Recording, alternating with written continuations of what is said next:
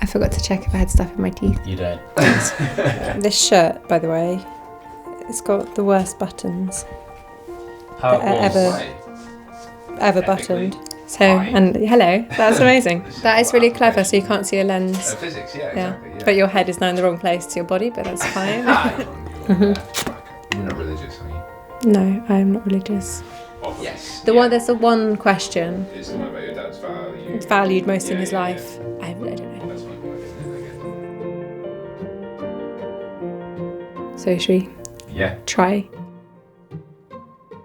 My dad's name was Gareth, and my name is Tanwen. My dad really loved being outdoors. He was a gardener when I grew up. He loved music as well, and he loved to dance. And he didn't like to wear shoes, so barefooted quite a lot. He was a very positive man, but also quite a quiet man. So he would listen a lot, and then occasionally he'd come out with a story from nowhere and sort of surprise you. He used to run away from boarding school in the evenings to go and watch Bob Marley and Jimi Hendrix and stuff, which I always thought was very cool. He was very caring and very kind.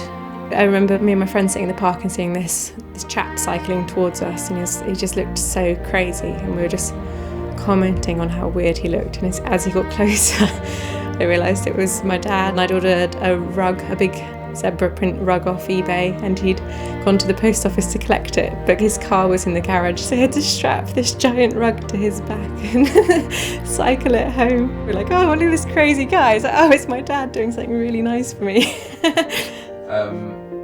Okay, could you tell me about the illness? Yeah, so I was 17. It was quite a long time that he had issues. He had a problem with 2 of his fingers not moving properly, and he was going to see many doctors about what it could be. He fell off a ladder, he fell over walking, and he wasn't a clumsy guy. These are not normal things that would happen. So when I found out he had Motor Neurone Disease, I wanted to look it up more, and I found out immediately that it's something that most people tend to die of within 14 months. It was a disease that kills your nervous system. And without your nerves, your muscles stop working. You stop being able to breathe, talk, walk, move. Just shuts you down. You can't do anything.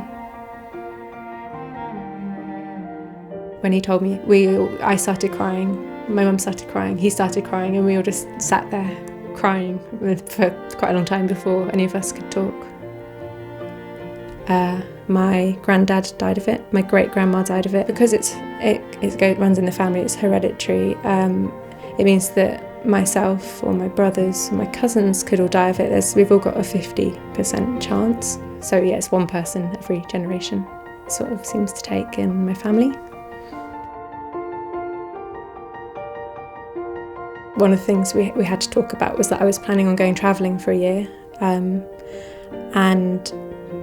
I initially said that I just wouldn't go, but he said that he really wanted me to go, and he wanted me to enjoy my life, and he didn't want me to stay with him. So in the end I compromised, and I bought a 6-month flexible return so that I could come back at any point if he got a lot worse.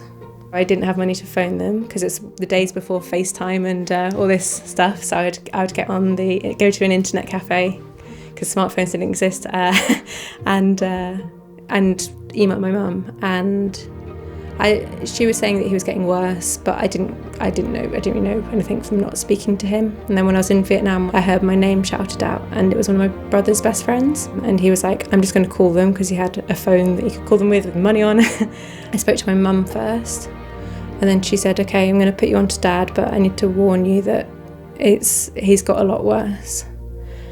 And she passed the phone on to him, and I could barely understand him. His voice had deteriorated so badly, and I got really upset. And I just said, Mum, should I come home now? And she said, I think I had 2 months left, and she was like, no, he doesn't want you to come home. You need to stay out and enjoy yourself. He wants you to live your life, and you can come back, and he'll be waiting for you.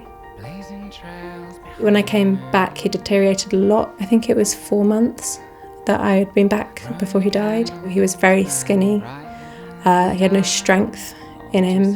He was in a wheelchair most of the time. His tongue muscle was also started to deteriorate. To begin with, I couldn't understand him at all, but after getting used to his grunts and things, I began to understand him, and I became his sort of key carer, so I spent every day with him. There was a lot of the time I would ask him if he was having like a bad day or something, like, you know, how are you, Dad? Like, how are you feeling? And you know, and rather than say I'm having an awful day, he would say I'm having the time of my life. When he was ill, he wanted to be outside and going on walks and be just like when it was nice weather, he'd just be sat in the garden with his t-shirt off, just soaking in the sun. And I swear it looked like he had like an aura around him. He was like glowing, even though he was like this little skeletal of a man and really sick. He just looked incredible. He looked amazing. And yeah, we had a really nice time together. He was doing really well actually, and he had a couple of problems. He had to go to hospital to get checked out, and when he was in hospital he got a chest infection. He came back and sort of got worse very quickly. There was a night that he was not doing well, and I was checking on him, and he had all these different machines, like an oxygen machine to help him breathe. He had a machine to stick down his throat to suck phlegm out because his body couldn't do it and it would make him choke. It was really grim. I said I'd check on him in an hour, and I went up to my room and I turned on the TV and I started watching it. I stuck with it and thought, you know, it's an hour and a half, he'll be fine. And when I went down after an hour and a half, he had finally, like, he got rid of all of his machines and he had the football on, but he wasn't breathing anymore.